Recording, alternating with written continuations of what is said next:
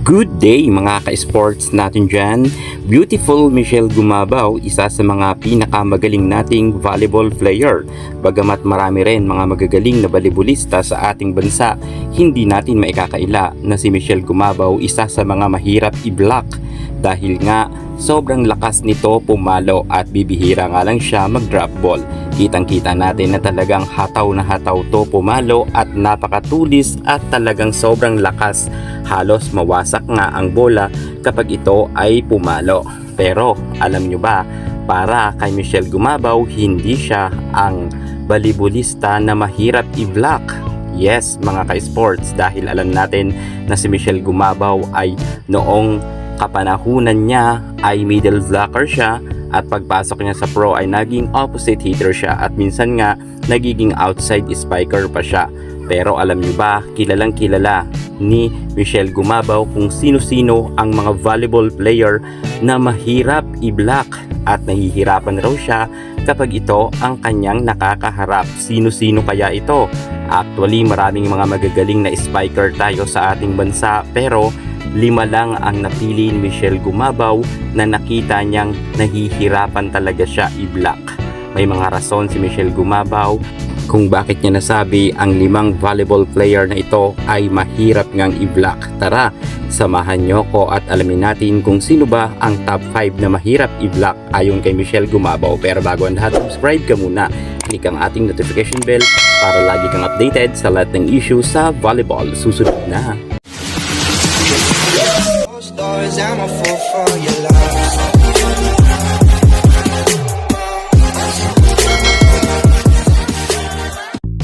Top 5 volleyball player na mahirap i-block, ni-revealed na nga ng ating beautiful Michelle Gumabaw. Pasok sa rank number 5 si Phil Caiglet Cayetano, kung saan ayon nga sa ating beautiful Michelle Gumabaw, nahihirapan raw silang i-block noon si Phil Caiglet Cayetano sapagkat malikot raw ang kamay nito kapag pumapalo. Matatandaan nga natin ng kapanahunan niya talaga sa Ateneo Blue Eagles ay namayagpag ang karera ni Cayetano.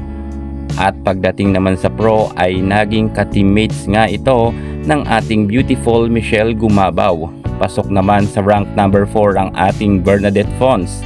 Ayon nga sa ating Michelle Gumabaw, si Fons raw ay napakabilis gumalaw at hindi mo raw ito basta-basta mabablock dahil malikot rin daw ang kamay nito kapag pumapalo at ang utak raw nito ay gumagana. Hindi puro lakas raw si Pons, kundi mahilig itong mag-drop ball kung saan ay talagang hindi nga siya mahuli-huli ma-block. Ayon nga yan sa ating Michelle Gumabaw. At kahit nga raw sa kanilang training ay hindi niya raw mahuli-huli i-block itong si Bernadette Fons. At pagdating naman sa rank number 3, pasok naman ang ating Queen Gemma Galanza. Si Gemma Galanza raw ay napakalakas pumalo ayon nga sa ating Michelle Gumabaw, kung kaya mahirap raw i-block ito. At isa pa, si Gemma Galanza ay mautak raw ito pumalo at hindi lang sa isang side ang dinadaanan ng bola, bagkus paiba-iba daw ang atake nito. Kumbaga marami raw pwedeng daanan ng bola kapag si Gemma Galanza na ang humampas at hindi raw nga nila mabasa-basa ang ating Gemma Galanza kapag ito ay humampas na ng bola. Well, kitang-kita naman natin na talagang magaling naman ang ating Queen Gemma Galanza at marami na nga rin siyang napatunayan pagdating sa larangan ng volleyball. At pasok naman sa rank number 2 si Ces Molina. Ayon nga sa ating beautiful Michelle Gumabaw, bukod kay Gemma Galanza na mabilis kumilos, si Ces Molina ay gayon rin. Sobrang bilis raw nito pumalo, kung kaya hindi rin raw nila ito mahuli-huli i-block. At si Ces Molina raw kasi ay sobrang napakabigat rin raw ng palo nito. Well, talagang tusok na tusok naman talaga ang bola kapag siya ay humampas raw. Ayon yan kay Michelle Gumabaw. At ang rank number 1 natin, walang iba kundi ang nag-iisa nating Phenom superstar Alyssa Valdez. Noon pa raw panahon nila sa Ateneo Blue Eagles ay talagang si Alyssa na ang nagpahirap sa team ng DLSU. Ayon nga kay Michelle Gumabaw, pinangarap niya pala noon na makateammate ang ating Pinom Alyssa Valdez. Nang nakalaban raw ito ni Michelle Gumabaw, hirap na hirap raw silang i-block si Alyssa Valdez.